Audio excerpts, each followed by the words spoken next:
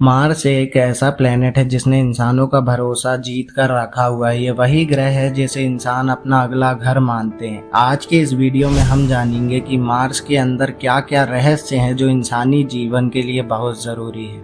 यह एक लाल दिखने वाला प्लेनेट है जिसने अपने अंदर लाखों कहानियों को छुपा कर रखा हुआ है जो शायद कभी जिंदगी से भरी हुई थी। अगर इसकी हिस्ट्री की बात करी जाए तो इसका नाम रोमन लोगों ने अपने युद्ध के देवता गॉड ऑफ वार के नाम पर रखा है, क्योंकि लाल रंग को रोमन लोग खून का प्रतीक मानते थे। मार्स का लाल रंग इसकी सतह पर मौजूद आयरन ऑक्साइड के कारण हुआ है, जो कि बिल्कुल जंग लगे लोहे की तरह लगता है, जिससे एक चीज तो पक्की हो जाती है कि मार्स पर करोड़ों साल पहले ऑक्सीजन और पानी दोनों मौजूद था।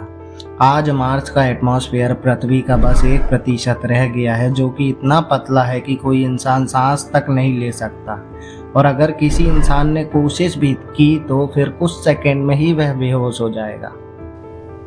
अगर अभी की बात करी जाए तो मार्स पर ऑक्सीजन लगभग ना के बराबर है। इस ग्रह पर सबसे ज्यादा कार्बन डाइऑक्साइड है। मार्स पर इंसान अभी रुकने की सोचे भी तो उसके सामने दो चुनौतियां खड़ी हो जाती हैं। पहले वहां का खौफनाक वातावरण और दूसरा उधर का तापमान। अगर तापमान की बात करी जाए तो मार्स का दिन का तापमान तो इंसान के लिए झेलने लायक है, पर रात के समय चीज़ें गंभीर हो जाती है। टेम्परेचर -100 डिग्री से नीचे गिर जाता है। यह इतना है कि किसी भी इंसान का खून 1 मिनट में बर्फ की तरह जम जाए। रात के समय इंसान बिना किसी सुरक्षा के यहाँ रह ही नहीं सकता। मार्स पर अर्थ की तरह मैग्नेटिक फील्ड नहीं है, जिसके कारण सूरज की खतरनाक रेडिएशन सीधा जमीन पर पड़ती है। अगर किसी इंसान पर यह किरण पड़ जाए तो इंसान कुछ सेकंड में ही मर जाए, और अगर मान लो किसी तरीके से इंसान बच भी गया तो उसको कैंसर जैसी दर्दनाक बीमारी हो सकती है। इसीलिए फिलहाल यहाँ तो जीवन संभव नहीं है। लेकिन फिर भी निराश होने की ज़रूरत नहीं है। ऐसा बिल्कुल नहीं है कि इधर जिंदगी कभी संभव नहीं थी। साइंटिस्ट को इधर सूखी हुई नदी के अवशेष मिले हैं, जो कि इसका सबूत है कि इधर कभी नदियाँ बहती थी। अगर हमको निशान में खुदाई करके यहाँ की सभ्यता के अवशेष मिल जाए तो हम अंदाज़ा लगा सकते हैं कि यहाँ कैसी ज़िंदगी बसती थी, और हमको इधर के बारे में ये जानने में मदद मिल सकती है कि हम कैसी तैयारी करें जिससे हमारा जीवन यहाँ संभव हो जाए। और बात करें इस प्लेनेट की नदियों को देखकर हमको ये तो पक्का पता चलता है कि इधर बारिश भी होती रही होगी। रिसर्च की माने तो साइंटिस्ट को इसके पोल पर जमी हुई बर्फ के अवशेष मिले हैं, जो कि इसकी सतह पर नीचे दबे हुए हैं। यह पानी फ्यूचर में इंसानों की कीमती रिसोर्स बन सकता है, जिससे इंसान ऑक्सीजन बना सकता है, पी सकता है और पेड़ पौधे उगा सकता है, जिससे जीवन यहाँ वापस से संभव हो सके।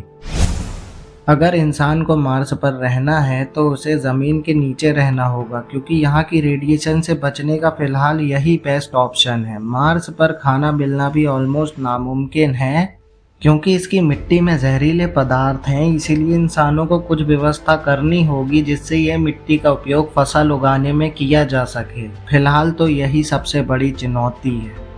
मार्स का एक दिन, जिसको साइंटिस्ट ने नाम दिया है सॉल, लगभग पृथ्वी जितना ही होता है, लेकिन यहाँ के साल काफ़ी लंबे होते हैं। यहाँ का एक साल लगभग 687 दिन का होता है। मतलब पृथ्वी के 2 साल यहाँ पर सिर्फ 1 साल होते हैं।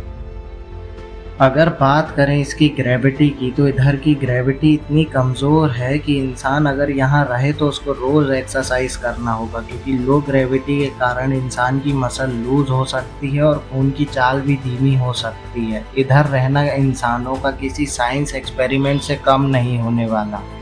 आज मार्स सिर्फ एक खामोश ग्रह लगता है, लेकिन ये खामोश चीज़ हमको सोचने में मजबूर करती है कि क्या कभी वास्तव में यहाँ जीवन था, और अगर था भी तो उसका अंत कैसे हुआ।